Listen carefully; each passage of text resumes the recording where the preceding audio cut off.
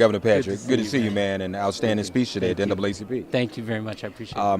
What does it mean for you to be at the NAACP? How important is that to you to be here? Well, this is an iconic organization that has had so much to do with my own freedoms, my own opportunities, and so it's personal for me. Yeah. And I worked alongside the organization, some of its current team, and some of its new folks when I was at the Civil Rights Division and at LDF.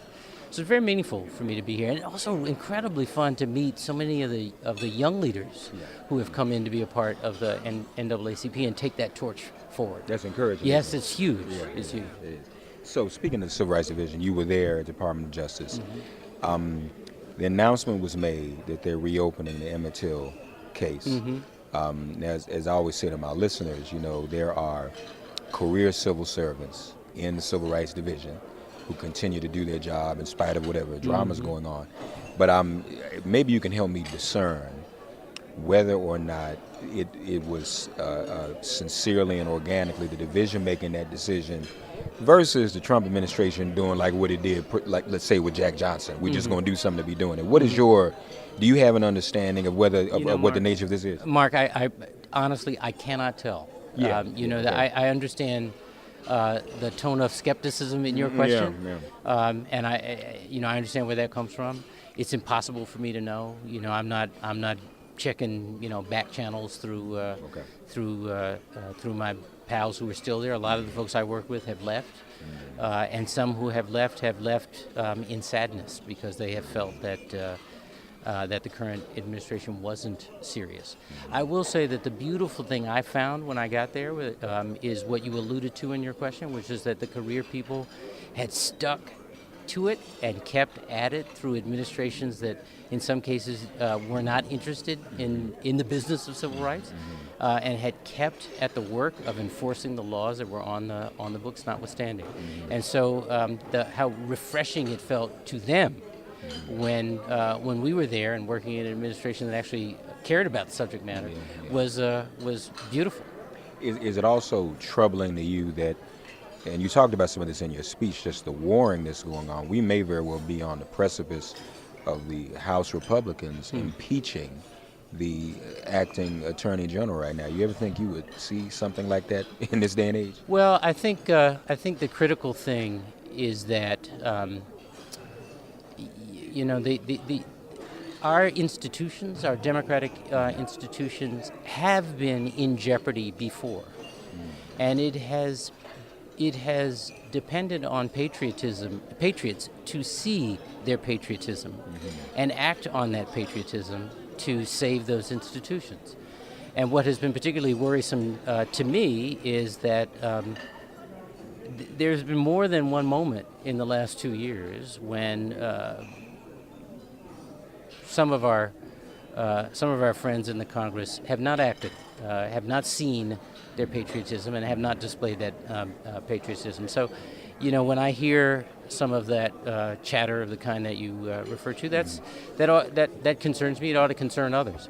I think what I was trying to get at today in my speech is it needs to really worry us all, and we need to hold to account at election times those reps and senators who don't demonstrate patriotism at times like this, and who are, by their actions and their words, effectively undermining our democratic institutions. Speaking of our democratic institutions, Governor, the president said himself today in the press conference with Putin, he went on record when he was asked whether he had more faith and trust in the evidence from his own intelligence agencies in the United States over and above the denials of President Putin about hacking. He said he believed President Putin. He even commentated, Roland was just telling me, even commentators on Fox News were like, they couldn't believe it. What does that say about the state of our democracy and what we're really facing?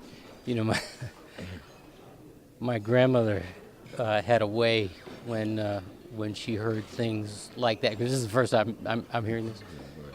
My grandmother had a way when she heard stuff that was just too much to absorb. And she would just look at me and shake her head like this and say, "I can't tell it all." And maybe I'll just leave it at that. Well, you know, my grandmother used to say, "Don't tell me another thing, Mark. Don't tell me another thing." So they probably came from the same generation. So tell us about what process are you in right now? Obviously, there's speculation, there's discussion about what you may or may not do in 2020. So where are you in the process right now? Are you thinking about exploratory committee or just what about it? Well, I'm trying really, really hard not to be distracted by the speculation, and I'm trying not to be, a lot of people saying very sweet things and encouraging things, and I'm trying not to be flattered into any decision or scared off by the opposite of all that. My focus right now is on the business that I've founded and the work that we have to do there, which is a job and a half, and the half a dozen or so midterm elections that I'm going to try to do on nights and weekends to help out where I've been asked and I can be helpful, because I do think it's a critically important cycle, and there's some great opportunities for first time and a couple of incumbent candidates who are really trying to do some important things through their races to bring new voters or voters who've been on the sidelines for a long time back into the process, despite all the barriers that have been set up. And I want to be a part of that. Lastly, was your portrayal in Patriots Day an accurate one?